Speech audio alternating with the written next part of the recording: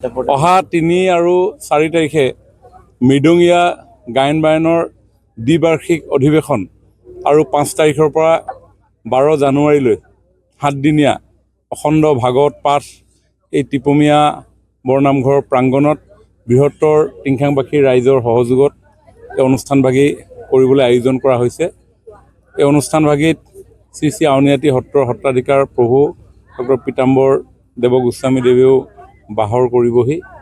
বৃহত্তৰ অঞ্চলৰ ভকত বৈষ্ণৱসকলৰ উদ্যোগত আয়োজন হোৱা এই অনুষ্ঠানটি বিশেষভাৱে দেৱবাদ্য মৃদংগক নতুন প্ৰজন্মৰ মাজত চৰ্চা গৱেষণা পৰিচয় কৰাই দিয়াৰ উদ্দেশ্যে এই অনুষ্ঠানভাগীৰ আয়োজন কৰা হৈছে।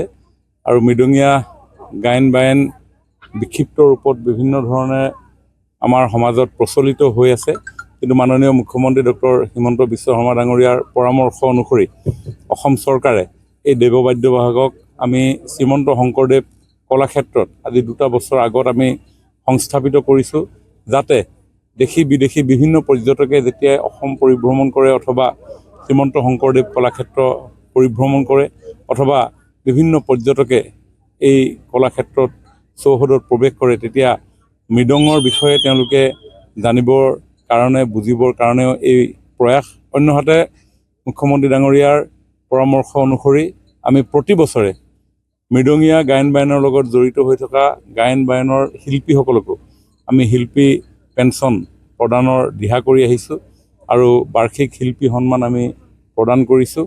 আৰু এই বছৰ আমি সমগ্ৰ অসমত 10টা স্থানত সাংস্কৃতিক পৰিক্ৰমা বিভাগে শ্ৰীমন্ত শংকৰদেৱ কলাক্ষেত্ৰক আমি দায়িত্ব দিছোঁ মৃদঙীয়া গায়ন বায়ন সংস্থাৰ লগত সহযোগিতাৰে, যাতে মৃদঙৰ প্ৰশিক্ষণ আমি প্ৰদান কৰিব পাৰোঁ আমাৰ ছাত্ৰ ছাত্ৰীসকলক, নতুন প্ৰজন্মৰ প্ৰতিনিধিসকলক। আৰু সেই কাম মৃদঙীয়া গায়ন বায়ন সংস্থাৰ উদ্যোগত খুব সুকলমে সমগ্ৰ অসমতে 10টা স্থানত এই প্ৰশিক্ষণ পৰ্ব চলি আছে।